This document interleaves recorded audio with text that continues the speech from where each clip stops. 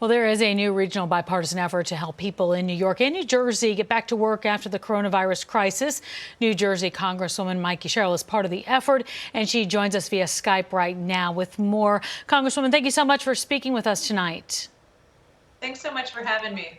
Well, first off, I know that you had said your husband tested positive for COVID-19 a little earlier this month. How is he feeling? We want to just know on a personal note. Oh, thanks so much for asking. He's doing a lot better. He seems to be fully recovered. But it is, an illness that takes a while for some people. And he was sick for about 3 weeks. I know that so many people have gone through such a long length of time when they're sick. Well, I'm glad he's feeling better, and our best to him tonight. Let's go ahead and talk a little bit business. This week, you announced the formation of the COVID-19 Regional Recovery Task Force. So what is it? Who's a part of it, and what's it going to do? Well, it's a task force to help our region get back to work safely and as quickly as possible. I'm on the call with hospital providers and healthcare centers here in North Jersey every morning. And I think, we're getting to the point where I'm hoping we are at the top of the curve, or really hoping to see in the next week some of our caseload go down as they're already seeing in New York. And as that starts to happen, as we start to get control of the cases here, we need to start thinking about how we can safely get people back to work. So the governors have formed a regional coalition around this effort, and I reached out to Representative King of Long Island, who's a Republican, so we could form a bipartisan group to really discuss this critical issue. So how do you prioritize an action plan for this? It just seems there's just so many parts of this. So how do you say this is what is important first and foremost, and then go from there?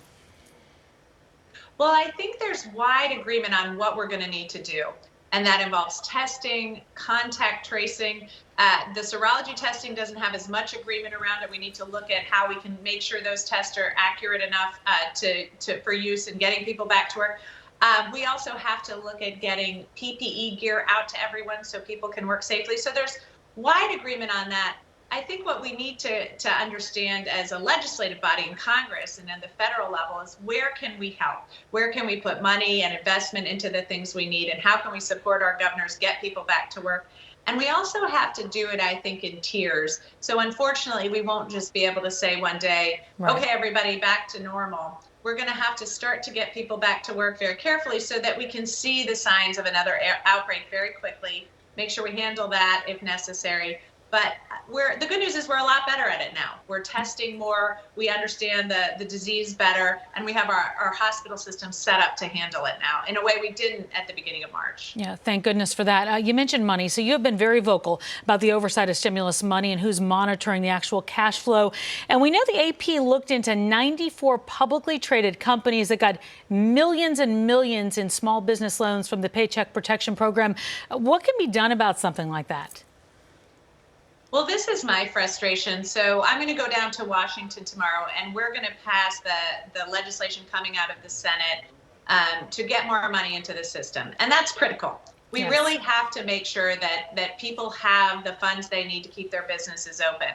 But what I am concerned about is the fact that we haven't put in place the necessary restrictions to make sure that money is getting to the people who so critically need it. We are, I'm having roundtables with small businesses. I just had a conference call today with my Chamber of Commerce. I've been working with our small banks. So we have cordoned off about $60 billion to go directly to the smaller banks. But we really needed to do more to make sure the money is going where we need the money to go. And as quickly as possible, of course. So how is that going to change with this second wave of stimulus money so we don't have a repeat of what just happened? So I am concerned, especially on the SBA stimulus money front. We haven't done enough, I think, to make sure the money goes where it's needed. However, we have increased some of the programming, so more people will have access to the money. On the healthcare side, I and really every single member of the New York and New Jersey delegation have been advocating strongly for money into our healthcare system.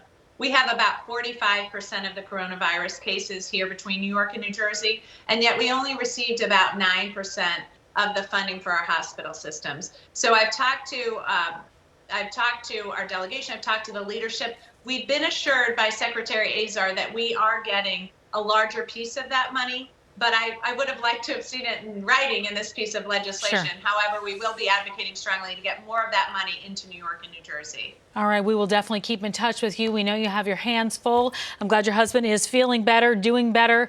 Congresswoman Sherrill, thanks so much for speaking with us tonight. Appreciate the time. Thank you so much for having me. I appreciate it. All right, take care.